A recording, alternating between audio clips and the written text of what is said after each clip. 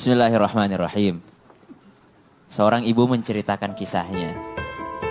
Saya bekerja di sebuah pabrik yang menyimpan daging. Di pabrik ini banyak kulkas-kulkas yang berukuran besar dan juga ruangan-ruangan pendingin yang banyak tersedia di sana. Setiap hari saya pergi bekerja di sana. Ada ratusan karyawan yang bekerja di sana.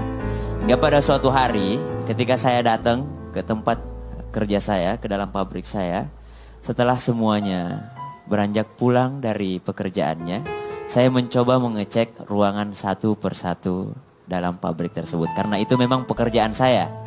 Saya pun memasuki ruangan satu persatu daripada ruangan pabrik itu. Dan ketika saya memasuki sebuah ruangan, saya mengeceknya dengan lebih teliti. Dan ketika saya hendak keluar, entah apa yang terjadi, pintu daripada ruangan pendingin ini tertutup dan saya terjebak di dalamnya.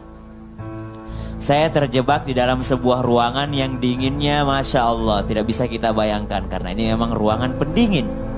Saya terjebak di dalamnya, saya berusaha minta tolong siapapun yang di luar tolong saya. Saya berusaha berteriak untuk mencari pertolongan, namun mustahil ada yang mendengar saya karena ruangan ini adalah ruangan kedap suara.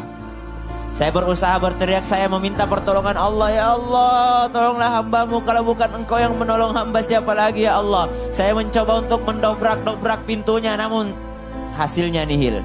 Tidak satupun yang mendengar saya. Walaupun dari dalam ruangan ini saya bisa sedikit mendengar suara langkah kaki daripada karyawan yang sudah hendak pulang. Apalagi sudah sore, para karyawan sudah mulai pulang. Akhirnya saya mulai berputus asa. 3 jam berlalu, 4 jam berlalu, saya mulai kedinginan. 5 jam berlalu, saya sudah mulai pasrah. Dan saya sudah mengatakan inilah akhir hidup saya. Saya mulai berbaring, saya terus berzikir subhanallah, alhamdulillah, wala ilaha illallah, wallahu akbar, wala haula wala quwata illa billahil aliyil azim. Tiba-tiba keajaiban terjadi. Seseorang membuka pintu daripada ruangan tersebut. Ketika saya melihatnya, dia adalah seorang satpam yang tiap hari bekerja di situ.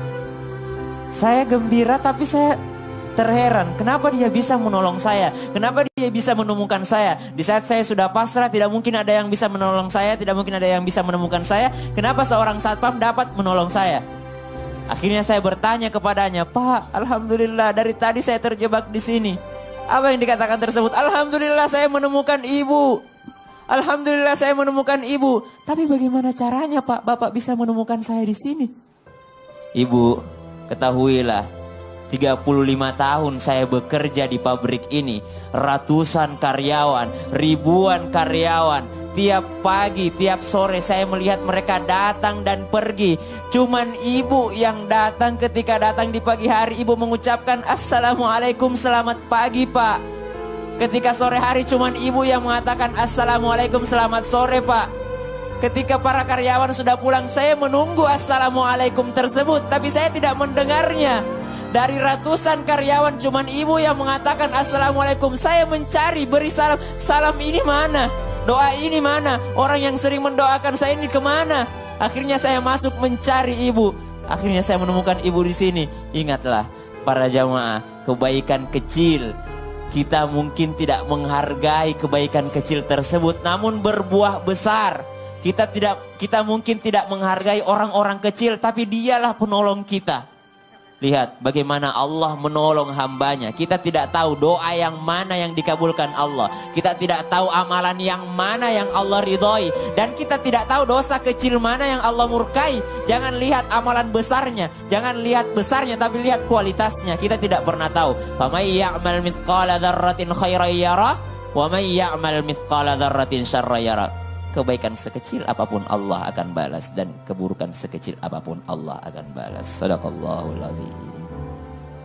Masya Allah. Masya Allah, terima kasih Ustaz Syam.